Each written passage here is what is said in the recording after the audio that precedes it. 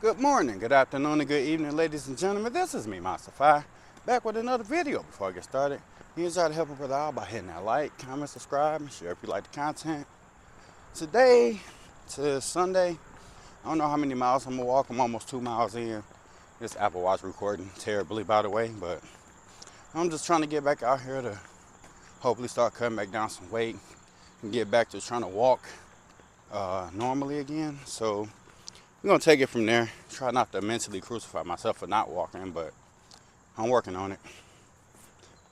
Today, just want to kick it with y'all. Just talk about how I'm trying to divert energy into a different area. Like, let's talk about yesterday. Yesterday was Saturday. Today's Sunday. Started off the day, normal day, not doing too much around the house and whatnot.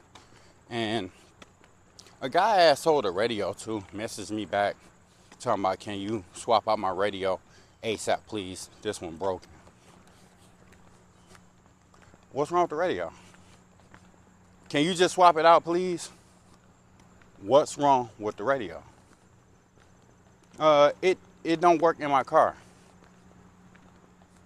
Who's installing the radio? What you mean it don't work? What is it doing? Can you just swap it out, please? Can you answer the question? Answer the question. I asked the question like 3 times. Can you answer the question? It doesn't have Bluetooth. I sent him a screenshot of the ad. It literally has in there like 3 times, no Bluetooth. And I literally put in captions, repeat, no Bluetooth, which is why the radio was only $75 it was a Kenwood with built-in navigation. And there's an older radio with no Bluetooth for $75. That's how I price and value my stuff. And I literally put on there no Bluetooth. If you want something with Bluetooth and more modern technology, you pay more money. So, but in the end, I just said, you know what? Don't worry about it. Meet me at the O'Reilly's that we originally met at. I'll give you your money back. And we met. And come on now, stupid B. Nah, I smacked him too. So we met. I gave him his money back. And he tried to give me $5 for gas money. I said, no thanks. No, I'm good. Keep it all. And I was kind of irritated because the fact that he tried to play me talking about the radio was broke and that it didn't work. And it was simply, he couldn't read. So, because I could have just simply blocked him, kept his money, but it's not about the money with me. I do good business. I'm not out here to sell somebody something that they don't want and whatever. So it's just like, look, it's $75. Here, take your money back. You're the type I don't want to do business with anyway, which is why I didn't offer a replacement solution, because I got plenty of radios I could have swapped it out for. At that point, I just didn't want him as a customer, okay? So sometimes in order to get certain people away from you, give them their money back, move on, because when you have certain people as customers, they can be way more of a headache than you want, and they little chump change ain't worth it. So just give them their money back, move on with your life, and that's it. So after that situation, I was kind of irritated. The fact he tried to play me about my radio, talking about it was broken and whatnot. So I'm just like, whatever. I ended up going to Home Depot, need to get a few things. So I took care of that. When I walked out of Home Depot, it was a homeless man sitting there. I said, you know what? I just threw him something. Here you go. He was like, oh, God bless you, brother. I'm like, all right, thanks. And I get on the freeway, head home. I get off, and I'm on the service drive. It was a homeless woman. I let down the window, and I gave her something. And I went home, and by the time I got home, I was having a better day. Because it's like, I'm not trying to let this guy irritate me and ruin my day because he can't read or whatever. So it is what it is. But I'm saying that to say that I'm figuring out new ways to direct my energy and turn some of the irritations that people try to get me in the mood of and not allowing it to affect me for long term. That's why I just like the giving homeless people money thing. Well, none that I planned to do. I just did it. Nothing I thought about. I just did it. And like I said, by the time I got home, I felt better. So I'm just figuring out new ways to direct energy and just trying to be a better person and keep myself in a good mood and good spirits at most of the time, because you're never going to be in a good mood and good spirits all of the time, but you got to make sure that you enjoy the times that you are in good spirits and a good mood, and as well as learning how to keep yourself in those moods longer and not allowing the things that can be a downer to your mood to really down you like that. So I'm just trying to show myself that I can grow by not allowing things that used to affect me throughout the years currently affect me. So that's why I'm learning how to try to let certain things go. Keyword, try. Because no one can just become a brand new sensation of a person overnight. It takes time, it takes effort, it takes a lot of woosah. It takes a lot of mentally training yourself to stop being angry at certain things when you're normally so used to being angry at those same things. So it takes a lot of work mentally to really, oh boy, I forgot it's fall time, so these bees just like to chase you. And he's chasing me, literally. Yeah, so this is ridiculous. Anyway, so it takes a lot of effort to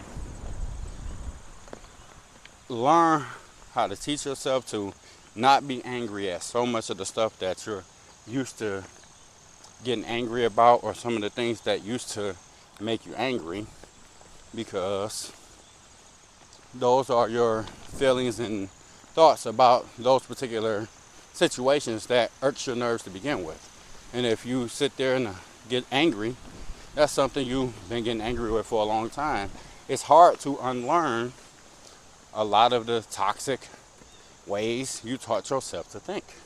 So that's why I put in the word try, because it's still a learning process for me. Now, honestly, I'm pretty much succeeding, but I still find myself somewhat affected by certain things at times, and I have to stop, breathe, and allow some of the new teachings to penetrate my thoughts and allow me to change my thought process in that moment and not allow myself to be angry long term. So it's a learning process, and to me, it's somewhat working, and I'm trying to allow the methods to keep working and just keep allowing me to get better and better at learning. So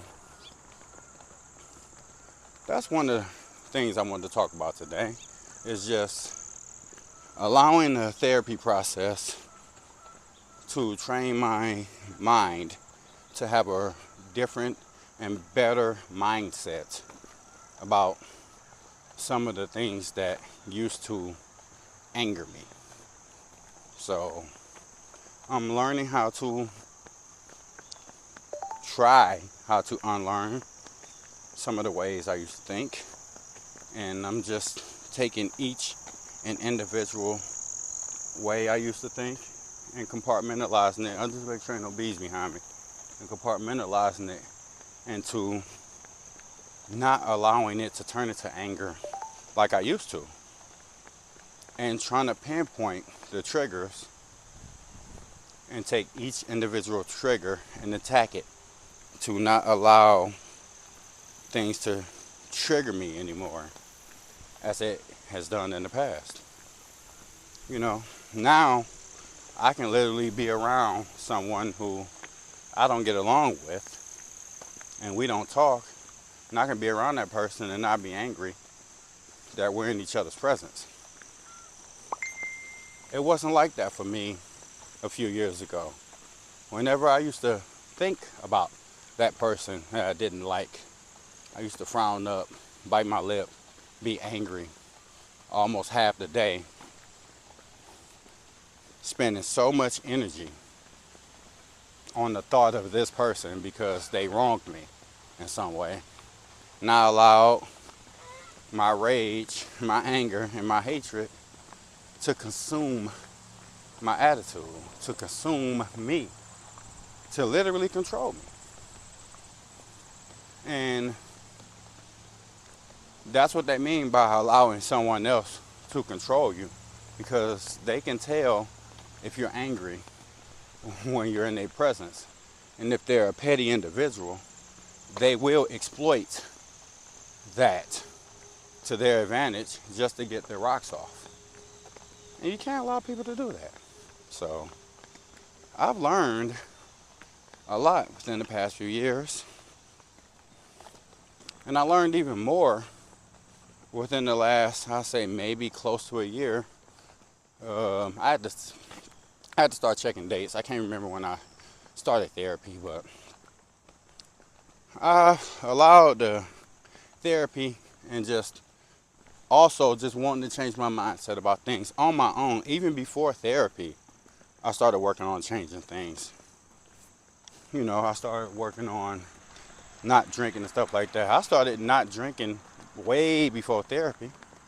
I stopped drinking way before therapy. I stopped smoking way before therapy. I started making changes well before I went to therapy. So I was working on things on my own, and I just needed some form of help to allow my mind to unlearn the toxic ways I trained myself to think. And there is where therapy comes in at. I realized that I can't fix all my own problems, and therefore I needed help. I can look in the mirror and admit that to myself. I needed help. I literally mentally developed a thought process to where I wanted to fix any and everything for myself, by myself, because I never was able to depend on nobody, in my opinion, for much of anything anyway. And that's how I started living my life, being 100% totally not dependent on anyone for anything. Whenever I felt like no one can help, I just simply didn't ask, I didn't call.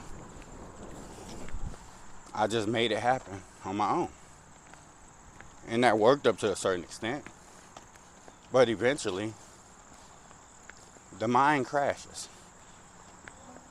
And my mind crashed. And they didn't want to be here anymore.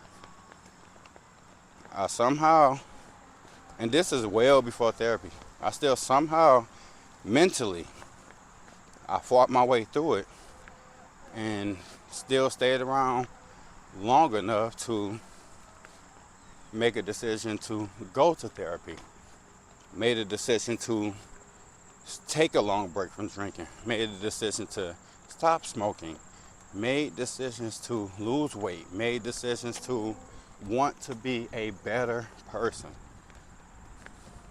You have to make that choice. No one can force you to do better. No one can force you to make changes. No one can force you to want to be a better person if you don't make the decision to want to be a better person for yourself. And I simply want to be a better person for me, not for anybody else. If I choose to ever want to be in a relationship, I want to come as complete as I can and not as a broken individual. That's why so many relationships fail, because two broken people cannot fix each other. Two broken people get together and all you're going to have is a broken record. Y'all cannot fix each other. Especially when neither one of y'all can admit to each other, let alone yourselves, that you need help, that you need some form of fixing, that you need therapy, that you need counseling, that you need to work on things. Most people refuse to admit these things to themselves. So it's been almost 12 years since I've been in a relationship, and I'm still not trying to get in one because, like I said, I'm trying to be as complete and whole as possible before I seek anything serious. And by the time I'm ready, whoever I find, I want them to be in a similar position, who've been working on themselves, who've been trying to make themselves whole, who've been trying to, you know, fix childhood traumas, who've been trying to make peace with everything in the past. How you doing? Who's been trying to fix themselves and who actually has succeeded, because one whole person can't fix a broken person. If anything, that broken person is going to end up pulling down that whole person. You can't expect nobody to fix you if you refuse to fix yourself. Simple as that. I'm going to go ahead and end it there. This is me, Masafai. Like, comment, subscribe, share. Y'all have a great day. Peace.